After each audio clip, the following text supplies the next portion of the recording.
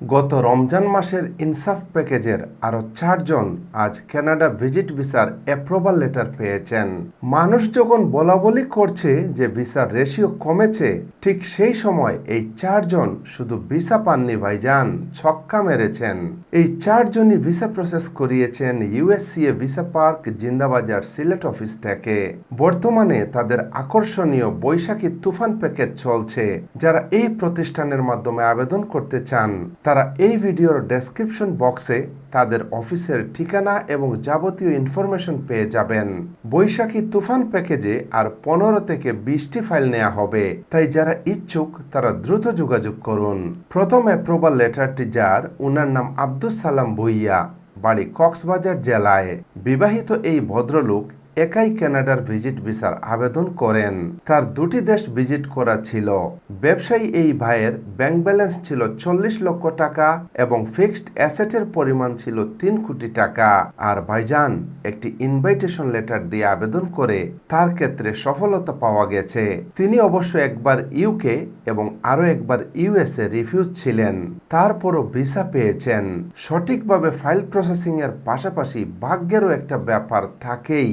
দ্বিতীয় এবং তৃতীয় অ্যাপ্রুভাল লেটার যাদের, উনারা হলেন এম এ শহীদ চৌধুরী এবং হাফিজা বেগম, তাদের বাড়ি সিলেট জেলায়। এই ফ্যামিলি শুধু ভিসা পাননি ভাইজান, ডাবল ছক্কা মেরেছেন। উনাদের 2টি সন্তানকে বাদ দিয়ে একটি ইনভাইটেশন লেটার দিয়ে আবেদন করে সফলতা পাওয়া গেছে।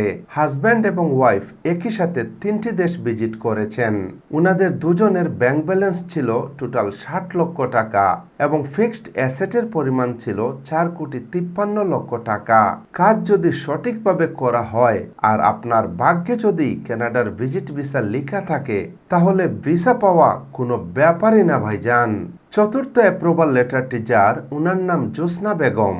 উনি থাকেন ঢাকার রামপুরায়। 3 মাস আগে উনার কানাডার ভিজিট ভিসা একবার রিফিউজ হয়েছিল, কিন্তু এবার হাজব্যান্ড এবং এক ছেলেকে রেখে ইনভাইটেশন দিয়ে একাই আবেদন করে কানাডার ভিজিট ভিসার অ্যাপ্রুভাল লেটার পেয়েছেন।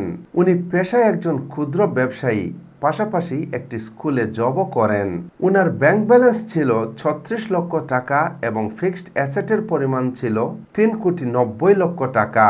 আর মজার বিষয় হলো ভাইজান, উনার কানাডা ভিজিট ভিসা পাওয়ার আগ পর্যন্ত কোনো ট্রাভেল হিস্ট্রি ছিল না, সাদা পাসপোর্ট ভাইজান, যাকে ফ্রেশ পাসপোর্ট বলে।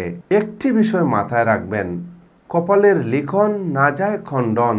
শুধু কপালে লেখা থাকলেও হবে না ভাইজান, অবশ্যই কাজটা করতে হবে সঠিকভাবে।